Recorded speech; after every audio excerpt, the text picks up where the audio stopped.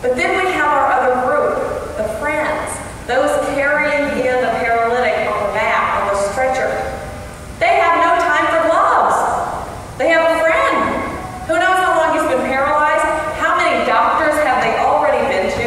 They've been to every specialist. They've gone every route. And now they've heard about this man, Jesus. Pick him up. Take the mat. Who knows? Let's find him. No time for gloves. No time for Germax. Pick the guy up. Take him. And when we see a line going through the roof, and here they head in from up above. A group of friends with a stretcher making their way. Literally bringing this man to Jesus. How is it that we serve the Lord? When I was thinking about the image of these friends bringing their friend, bringing him, making sure he gets to Jesus, I thought about that old-fashioned idea about what our missionaries have done throughout the world. You've heard that phrase before, bringing people to Jesus. And I have a hard time with it. And I remember when I went to serve in Bolivia short-term as a missionary after seminary, sometimes I didn't even want that label attached to me, missionary. And in terms like bringing people to Jesus, it felt small to me. I thought, I think Jesus is a little bigger than me bringing people to him. There was someone shared with me once the sense that missionaries had this idea that they were bringing Jesus in a backpack. Like hopping off the train, hopping off the boat, hopping off the plane, and I got Jesus and I'm going to share him with everybody. And I remember thinking, I think Jesus can share himself just fine. What is it about me? What is it that I do? And what is it that Jesus is already doing? Well, I found myself surrounded by wonderful missionaries and examples of people who knew that Jesus wasn't in their backpacks. That our understanding of God and the saving work of Jesus Christ is one that has made Jesus available to everybody, not by us, but by the power of Jesus Christ. By the power of a God we believe is the creator and sustainer of the world, Redeemer. But we as people go into other parts of the world, and honestly, we sometimes go into other parts of our neighborhood today to help people see and understand that what's at work in their lives, through grace, through mercy, through forgiveness, is called Jesus Christ. Is called the love of God for you through Jesus. That what each of us can do in any setting, whether it be far, far from home or nearby, is to help carry the stretcher. Help people see others working and living the life that Christ calls us to. And say, what's that called? What is it that you're doing? When you walk half a day with your friend on a stretcher and then open a roof for him to get into Jesus, what's that called? Discipleship. A follower, a believer in Jesus Christ.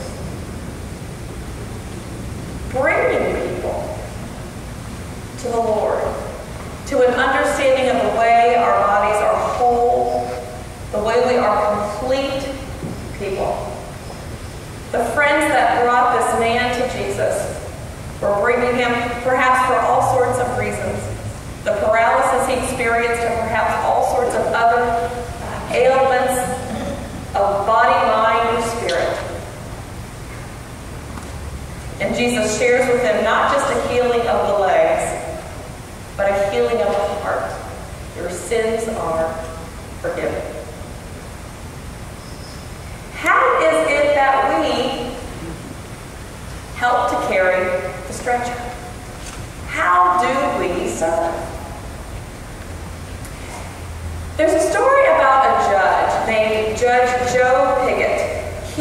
was a judge in the state of Mississippi for about 20 years before he retired some years ago. And he tells a wonderful story about a man that he met who made an impression on him in his experience on the bench as a judge. Judge Piggott tells a story about Willie Earl Dow. Willie Earl Dow was the man who frequently made his way to this particular courtroom. He always seemed to wind up there because of one of his two vices. The first vice was his drinking. The second vice was him stealing things in order to promote and encourage his drinking. So one of those two things always got him into Judge Piggott's courtroom. Well, Judge Piggott shared that they never had to try him because he always pled guilty. And he said, he's really a very likable guy. He even wrote me letters sometimes from jail. One of those said, Judge, I think I've been in here long enough. Will you write the parole board and ask them to release me? And the judge wrote the letter. And they released him. Well, about 4 months after that, he was back in Judge Piggott's courtroom. And as he stood there, Willie Earl Dow, Judge Piggott looked at him and said, I am so disappointed in you. I don't even know what to say. And Willie Earl Dow said, well, Judge, I'm disappointed in you too. And the whole courtroom fell silent. He said, about 4 years ago, I was standing in this same place. And you were sitting in that same chair, wearing that same black robe, giving me the same speech. You'd think a man of your caliber would have made it to the Supreme Court by now. Well, Judge Piggott looked at Mr. Dow and said, well, I was going to give you 5 years. But since you're so perceptive, I'll give you 3. The next time the two saw each other was at Judge Piggott's retirement ceremony. They were going to hang his portrait in the courtroom where he had presided for so many years. And in walks Willie Earl Dow into the ceremony. And the judge said, Willie Earl, I'm so glad to see you. And he said, I wouldn't miss it for the world. He said, I heard they were going to hang the judge in the courtroom, and you knew I wouldn't miss that. And they began to talk. And the judge said to him, you know, when are you going to clean up your ways, Willie Earl? And he said, well, Judge, I've been thinking about that. He said, you're going to retire? I'm going to retire.